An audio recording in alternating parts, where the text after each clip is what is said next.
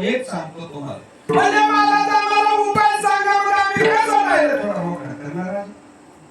आम्ही कसं राहिलं पाहिजे आम्हाला सांगा. मला 2 पॉइंट काही नाही, महाराजांचं प्रमाण आहे.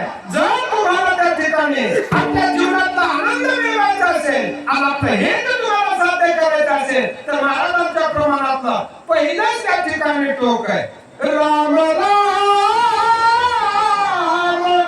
स्मरा स्मरा आधी.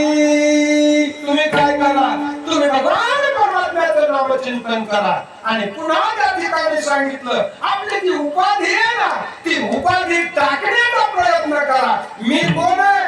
मी गावातला मोठा माणूस आहे. मी कोण आहे? मी गावातला त्या ठिकाणी असा आहे तसा आहे. मी आता काय सांगत बसत नाही, तेही सांगू शकतो, हे माझं जाईल. आणि म्हणून जी उपाधी लागलेली ना आपल्या पाठीमागे, ती उपाधी सांगा आणि मग बघा त्या भगवान परमात्म्याचा आनंद, आणि मग बघा आपलं जीवन, म्हणजे हेच आपल्या हिताच्या ठिकाणचं जाणं आहे.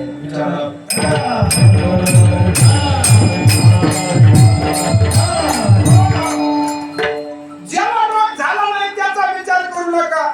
ज्याला रोग झाला, औषध उपचार घेतले, बरा झाला, त्याचाही विचार करू नका.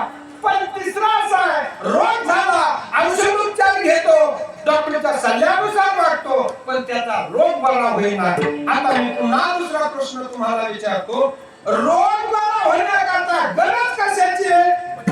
मला औषध घेतल्यानंतर पथ्य पाळायची.